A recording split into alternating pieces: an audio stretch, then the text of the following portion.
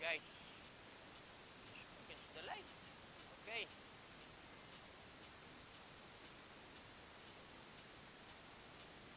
Okay.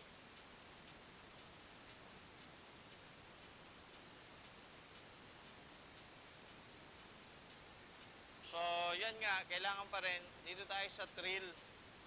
Yung trail, guys. Okay, ito yung trail, ano? Kapag ka nasa nasa pacing ang opensa na kung saan nasa set ng play.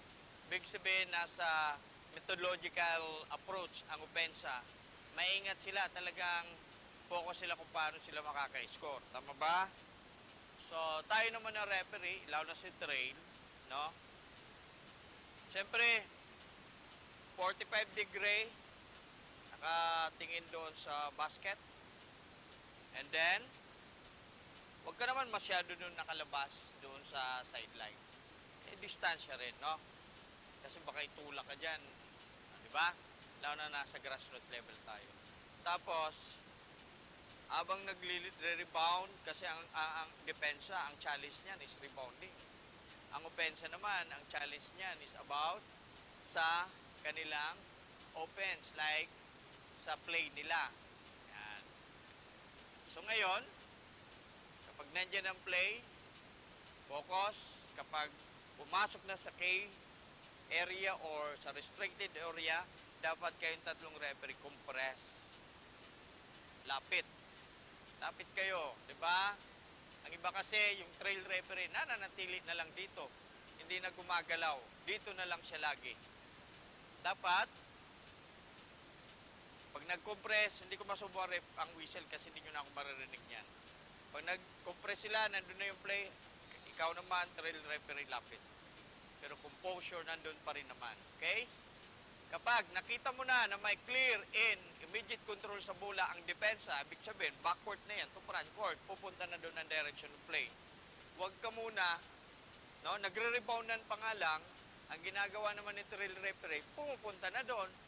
Hindi pa nga niya nakita kung may clear in immediate control yung depensa. Kapag nakita mong control na ng depensa, sigurado lilipat na yan. Doon ka ngayon, tatakbo. Tapos yung galaw ng paa mo, huwag yung basta ka na lang, ma-injured ka niyan. Dapat, praktisado ang paa. Nito, no? Pack. 45 degree. Okay. Pack. Ready. Hindi lang kung anong gusto mong galaw ng paa mo. Yun na. Dapat scientific din ang paa natin kung gaano gagalaw. Paano gagalaw, paano magpo-cross step. Diba? Pack. Ha? Diba? The best, boom, takbo. Alam mo na, at saka, pag tumakbo ka, huwag doon ang tingin. Tumakbo ka, kaganon ka pa rin. Nakatingin sa likod. Kasi nandito ang play. Wala namang bola doon. Walang tao doon. Saka mauna ka na pumunta sa lead. Ganon ang dapat natin ginagawa. Simple lang yan, pero ang iba hindi nila yan ginagawa. O dahil tinatamad. Pag may play doon, compress. Pag may clear and immediate control ng depensa, ayusin ang galaw, takbo, boom. Punta sa primary area, doon sa ilalim, 45, tingin doon sa basket, humanda ka na. Kasi may play na ang paparating sa'yo. Lalong-lalo na kung ang depensa naman, yung papunta doon, is ang play nila is up-high style. Ibig sabihin, mabilis ang kanilang laro. Team B, mabilis ang laro. So, puro niya sa mga violation, turnover. Team A, ang approach nila is methodological approach. Ibig sabihin, ang pacing nila mabagal. Yung Team B, mabilis. O, yan. Kaya, tayo mga referee, magaling din sa transition. Kaya makikita nyo yung laro ng bawat kupunan, magkatunggaling kupunan. Ano ba sila? Methodological approach, yung isang kupunan. Up-high style yung isang kupunan. So, kapag may up-high